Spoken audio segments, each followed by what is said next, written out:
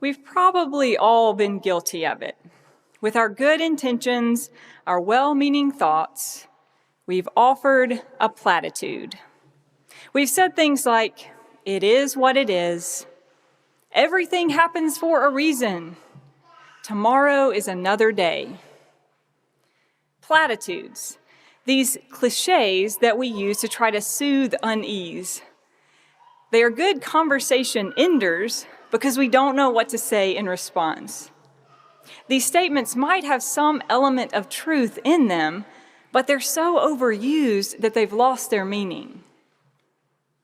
Our Philippians text is full of platitudes. Stand firm in the Lord. Rejoice in the Lord always. Do not be anxious about anything. The peace of God, which surpasses all understanding, will guard your hearts and your minds in Christ Jesus. Whatever is true, whatever is honorable, think on these things. We have plastered these phrases on t-shirts and wall art, on stickers and pillows and coffee mugs. They're everywhere. What we have to realize is that these sayings have done some damage. As Debbie Thomas notes, telling someone who struggles with clinical depression to rejoice always is cruel. So is telling someone in the throes of a panic attack to just stop feeling anxious. Don't worry.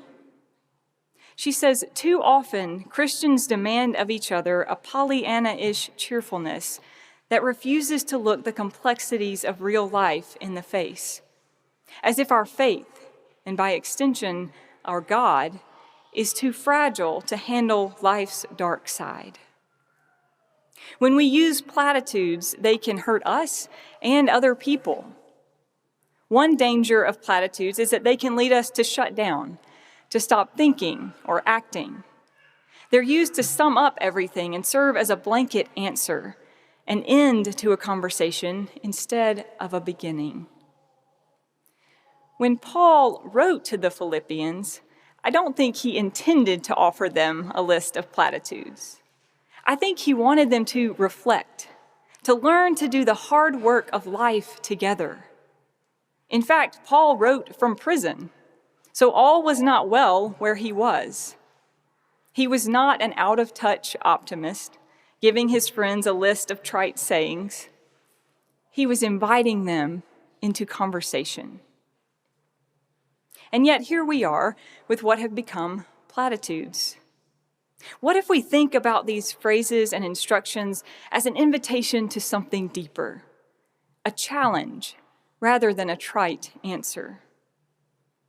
Early in the text, we read the admonition to stand firm. This instruction has been used to push us toward a rigid posture of holding on to what we believe is right and either condemning or trying to convince everyone else who we believe is wrong. Maybe the text is getting at the idea of posture. How do we posture ourselves toward each other and all others? What is it we stand firm for? Is it being right? Is it thinking everyone should think and act and be like us? What if we stand firm for unity and solidarity, for welcome and radical hospitality? What if we stand firm for everyone having equal footing as we stand with and for each other? The text goes on to say, "Let your gentleness be known to everyone." What if we stand firm in gentleness? Gentleness is sometimes seen as weakness. It actually requires great strength.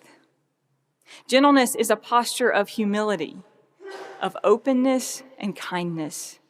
It's making space for all, asking questions instead of standing firm on answers. This text gets at the idea of unity, where gentleness leads us to solidarity. A couple of weeks ago, I had the opportunity to attend the 40th anniversary celebration of Baptist Women in Ministry. BWIM, as it's called for short, exists to support and advocate for women in ministry and leadership. The anniversary gathering was a wonderful time of hearing stories of how BWIM began and celebrating where it is now. It was also a challenging time of recognizing that there is more work to do. During the gathering, the leadership of BWIM noted how this movement within Baptist life has mostly benefited white women. It is our stories that have been told and centered, while we have overlooked the stories of others. We heard from Reverend Alicia Zorzoli, sharing her experiences as a Latina pastor and the contrast in her work in South America versus here in the United States. We listened to Reverend Dr. Carolyn L. Gordon, an African-American pastor and professor, sharing the experiences of Black women in ministry. In recounting these stories, Reverend Dr. Gordon said, "We were always with you, white women, in the struggles for ministry, but we were sure you were not always with us." In a place where we were celebrating the work of women and appreciating how we felt heard and seen by each other, it was hard to hear her words. And they were words we so desperately needed to hear. Reverend Zorzoli and Reverend Dr. Gordon went on to be part of a panel discussion. And one of the questions they were asked was whose voices are not being heard.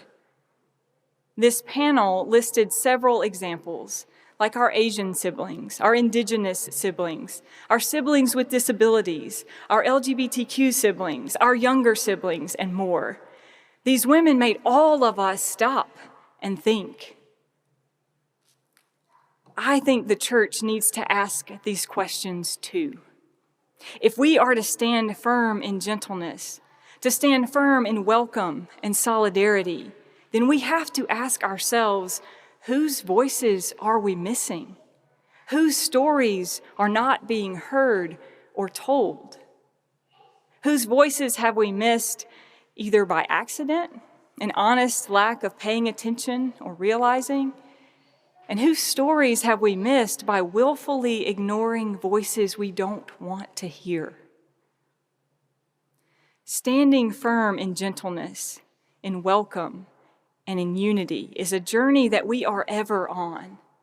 It's not a to-do list where we can check off all the items and be finished. It is ongoing work, a posture, not a platitude. In 1952, Norman Vincent Peale published his famous self-help book, The Power of Positive Thinking. Though it received criticism from scholars and health experts, it was wildly popular with the general public and spent 186 weeks on the New York Times bestsellers list. With personal anecdotes, affirmations, and techniques, the book aimed to help people achieve a permanent optimistic attitude. One of its instructions is to think a positive thought to drown out a negative thought. Norman Vincent Peale was a pastor, so maybe he had some of our sayings from Philippians in mind when he wrote his book. After all, verse 8 of our text sounds a lot like the power of positive thinking. Whatever is true, whatever is honorable, whatever is just, if there is any excellence, and if there's anything worthy of praise, think about these things. This can sound lofty and unrealistic, a way to distract ourselves from the difficulties around and within us. It can feel like we're ignoring the harshness and hardness of life. And as a platitude, that might be exactly what it has us do. We're called to think more deeply. Setting our minds on these things is not a distraction, not a denial of the difficult. Setting our minds on these things like truth and justice, is a call to keep paying attention, to turn ourselves, posture ourselves toward these things, to stand firm in our resolve to listen to truth from wherever it may be found, to believe those whose voices have been silenced or ignored for too long. Thinking on these things is not passive, not a way to distract ourselves while we wait for things to get better. Our Isaiah text talks about waiting. We read of this beautiful scene of a feast for all people, of God swallowing up death forever and wiping away the tears from all faces. It will be said on that day, "See, this is our God. We have waited for God. This is the one for whom we have waited." I think about all the ways we see and experience death around us. The physical death of our loved ones, the death of hopes and dreams, the death of plans and purpose, the death of what we hold dear. I think about the ways we as humans enact death on others, from war and violence to racism and sexism and ableism and ageism and more, from words of hate, words that belittle and disparage others, to our apathy and indifference, from our one-on-one acts of cruelty and carelessness to our participation in systems and structures of oppression. There's so much death. God's swallowing up death forever requires something of us. Instead of asking why God allows so much injustice in the world, we need to ask why we do. What if we think about waiting on God not as passively sitting back, waiting around, not doing anything? What if it's more like waiting tables, where we're active and engaged, doing the work of waiting, of paying attention? As we think about the things we believe God calls us to do, we think of how Micah 6:8, which has also been used as a platitude at times, how it asks, what does God require of us? How do we wait on God, but to do justly, to love mercy, and to walk humbly? That sounds a lot like what we've read in Philippians. Whatever is true and just and noble, standing firm in gentleness and in thinking on these things. Because our thinking on these things is not passive. It is a thinking that leads to doing. It is a posture, not a platitude. And we can't neglect maybe the biggest platitude of all in our text. Rejoice in the Lord always. Again, I will say, rejoice. It sounds pretty lofty. And like any good platitude, how do you argue with it? It oozes with positivity and optimism, a call to find the best in every situation, to give thanks and be joyful no matter what. In the movie Inside Out, we meet a young girl named Riley. All of her emotions are personified, so we have an inside look at what's going on in her brain. Joy is the main character, the main emotion out of the 5 that live inside the mind of Riley. Joy appears to be happy all the time and full of energy. Now, sadness is another of the emotions in Riley's mind, and Joy has absolutely no use for sadness. She tries to distract sadness and keep her from affecting Riley's mood or memories.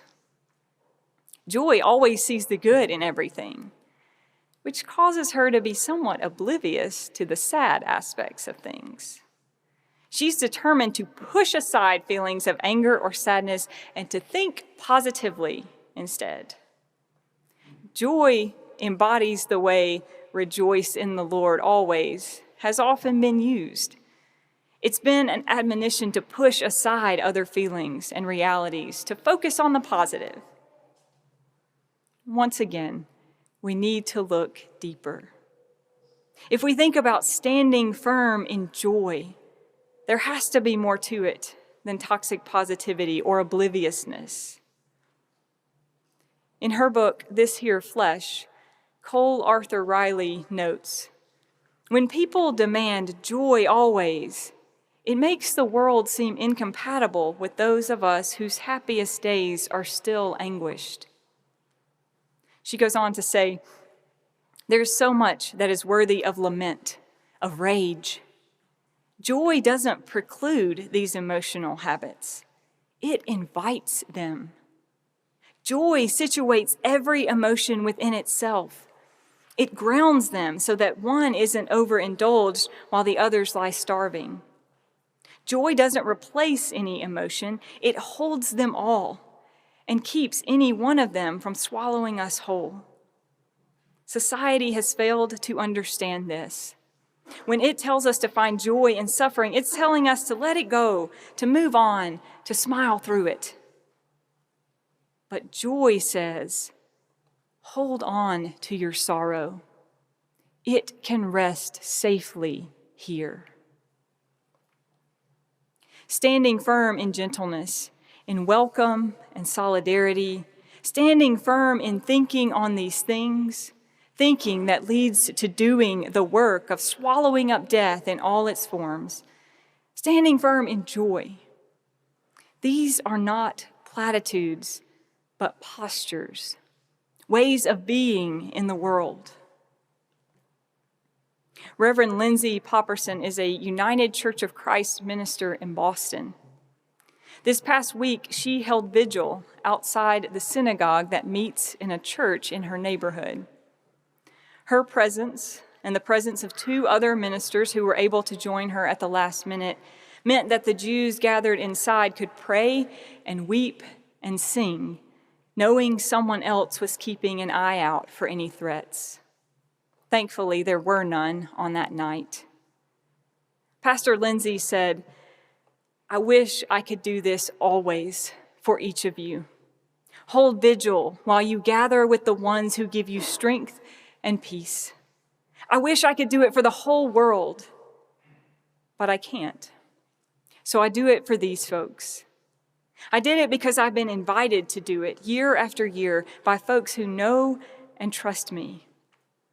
I did it because it's what my soul needed, because solidarity saves my soul too and allows me to pray. And I did it because my friends and neighbors were inside and I need them to survive.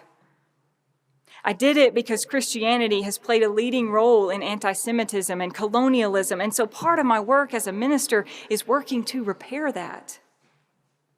She says, "I post this not to be self-congratulatory. I get it wrong far more often than I get it right, but I want to show folks the possibilities of what love and solidarity and community look like. And I've been guided most this week by Jews who are being really beautifully, humbly nuanced in their responses to the violence, who see the humanity of Palestinians, who recognize the violence of decades of siege and occupation on Palestine, who refuse to be constricted by false binaries, who believe there is enough justice and peace and food and water and electricity to go around. May we too stand firm in solidarity, in gentleness, in listening and caring and swallowing up death in all its forms. May we move past platitudes and take on these postures. Amen.